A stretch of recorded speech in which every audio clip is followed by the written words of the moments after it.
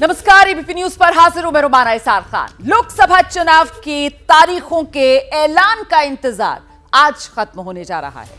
चुनाव आयोग आज दोपहर लोकसभा चुनाव की तारीखों का ऐलान करने जा रहा है।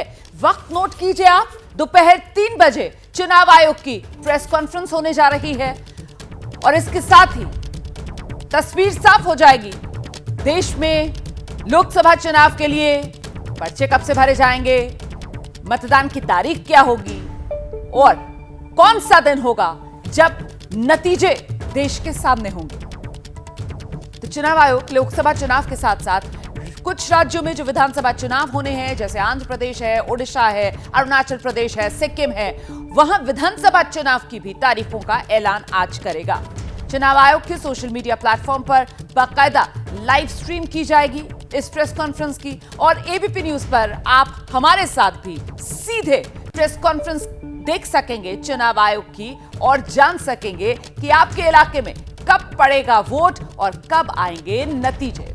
ऐसे में पिछली बार की अगर बात की जाए तो लोकसभा चुनाव की तारीखों की जो घोषणा है, आपको याद होगा 2019 में 10 मार्च को की गई थी और फिर जो अलग अलग चरण थे वोटिंग के, उनका सिलसिला 11 अप्रैल से शुरू हुआ था। 7 चरणों में पिछली बार 2019 में मतदान हुआ था और नतीजों का दिन, मतलब रिजल्ट का दिन 23 मई था। पिछले लोकसभा में बीजेपी ने 303 सीटें जीती थी, कांग्रेस 52 सीट ही जीत पाई थी। लोकसभा चुनाव को लेकर चुनाव आयोग पूरी तरीके से अब तैयार है और अगर सूत्रों की माने तो इस बार पिछली बार की तरह जिस तरीके से 7 फेजेस में वोटिंग हुई थी, इस बार भी यही अंदाजा लगाया जा रहा है कि 6 से 7 चरणों में चुनाव हो सकते हैं। अच्छा, जो बड़े राज्य हैं जैसे उत्तर प्रदेश में भी 6 से 7 चरणों में वोटिंग करवाई जा सकती है। बिहार को लेकर भी खबर यही है कि वहां पर भी 6 से 7 चरणों में वोटिंग हो सकती है। राजस्थान में देखिए इस बार कहा जा रहा है मुमकिन है 2 से 3 चरण में चुनाव हो, हालांकि राजस्थान में पहले एक ही फेज में वोट पड़ते रहे हैं। मध्य प्रदेश में कहा जा रहा है 3 से 4 चरण में चुनाव संभव है और जो छोटे राज्य हैं जैसे दिल्ली हो गया, पंजाब हो गया, हरियाणा हो गया, यहां तो एक फेज में ही सभी लोकसभा सीटों पर वोटिंग करवा दी जाएगी। ये सूत्रों के हवाले से खबर है जो फिलहाल सामने आ रही है और जो असली तस्वीर है वो दोपहर 3 बजे साफ हो जाएगी।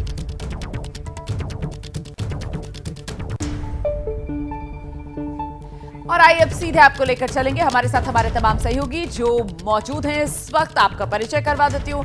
अंकित गुप्ता हमारे साथ इस वक्त विज्ञान भवन से जुड़ रहे हैं और विज्ञान भवन में ही दोपहर 3 बजे चुनाव आयोग की प्रेस कॉन्फ्रेंस होनी है। नीरज पांडे को आप देख रहे हैं बीजेपी मुख्यालय से इस वक्त हमारे साथ मौजूद हैं। जैनेन्द्र कुमार कांग्रेस ऑफिस से हमारे साथ हैं। संजय त्रिपाठी लखनऊ से हैं। मृत्युंजय सिंह मुंबई से हैं। सबसे पहले आपको अंकित के पास लेकर चलेंगे और जानते हैं अंकित से, दोपहर 3 बजे से तस्वीर साफ हो जाएगी। अंकित, आम चुनाव का स्केड्यूल क्या रहने वाला है, कितने फेजेस में इलेक्शन और फिर रिजल्ट डे, नतीजों का दिन कब? रोमाना, सबसे पहले ये वो जगह है जिस बात का आपने जिक्र किया, विज्ञान भवन, जहां पर होनी है 3 बजे प्रेस कॉन्फ्रेंस और तैयारियां किस तरह की है वो तस्वीर दिखा देता हूं, बाकी जानकारी तो साझा करूंगा ही। देखिए, विज्ञान भवन के बाहर ही एक बड़ा जो है ये होर्डिंग लगा दिया गया है, प्रेस सम्मेलन, press conference, general election to Lok Sabha का साधारण निर्वाचन 2024 एवं राज्य विधानसभाओं के साधारण निर्वाचन 2024 को लेकर के ये प्रेस कॉन्फ्रेंस है। विज्ञान भवन के अंदर किस तरीके की तैयारियां चल रही हैं वे दिखाइए। देखिए, वहां पर भी बाकायदा जो है होर्डिंग्स लगा दिए गए हैं कि यहां पर होनी है दोपहर 3 बजे प्रेस कॉन्फ्रेंस और जो चुनाव आयोग के अधिकारी हैं और जो कर्मचारी हैं वो यहां पहुंचना शुरू हो गए हैं क्योंकि 3 बजे की प्रेस कॉन्फ्रेंस के लिए तैयारियां की जानी है। अब महत्वपूर्ण है कि कब हो सकते हैं ये लोकसभा के चुनाव। 3 बजे तो आधिकारिक तौर पर तस्वीर साफ होगी, लेकिन सूत्र इस बात की ओर इशारा कर रहे हैं कि 17 अप्रैल के बाद यानी 18 से 20 अप्रैल के बीच में पहला चरण हो सकता है। मई के जो सेकेंड लास्ट हफ्ता होगा यानी कि 20 से 25 मई के बीच में आखिरी चरण हो सकता है और आखिरी मई के हफ्ते में जो नतीजे हैं वो सामने आ चुके होंगे। बिल्कुल, रहिए मेरे साथ, पे लौटूंगी आपके पास। तो चुनाव आयोग की तैयारी पूरी है, तारीखों का ऐलान आज दोपहर 3 बजे किया जाएगा और इस चुनावी माहौल में राजनीतिक दल, उनकी तैयारियां भी तो जोर शोर से चल रही हैं। जल्दी से जरा एक क्विक रिएक्शन, पहले नीरज का रुख करेंगे फिर जैनेन्द्र का। नीरज, बिल्कुल रोमाना, राजनीतिक दलों की तैयारियां भी पूरी है। मैं भारतीय जनता पार्टी मुख्यालय में हूं। भारतीय जनता पार्टी तो वैसे भी बहुत ऐसी पार्टी है कि जो हमेशा तैयारियों में आगे रहने की कोशिश करती है।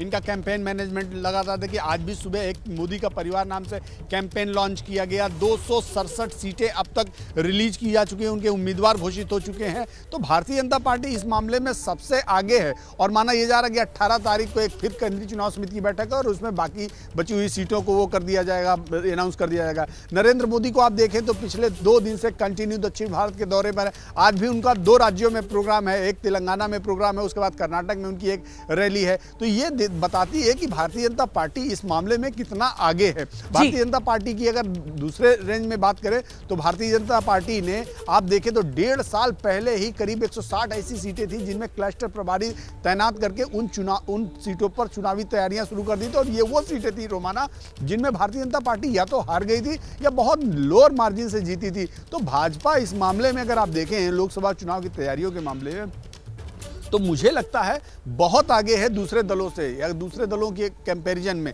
तो भाजपा का अगर आप देखिए कांग्रेस का, अभी जैनेंद्र थोड़ी देर में उसकी ब्रीफ बताएंगे ही, लेकिन कांग्रेस भी अलायंस में है लेकिन उनकी जो सीटें हैं बहुत थोड़ी अभी रिलीज हुई। भारतीय जनता पार्टी इस मामले में कितना आगे जा चुकी है, यकीनन इसमें कोई दो राय नहीं है कि फिलहाल चुनावी तैयारियों को देखते हुए अगर तुलना की जाए कांग्रेस और बीजेपी की तो ऐसा नजर आता है कि बीजेपी कांग्रेस के मुकाबले फिलहाल इन तैयारियों में आगे है।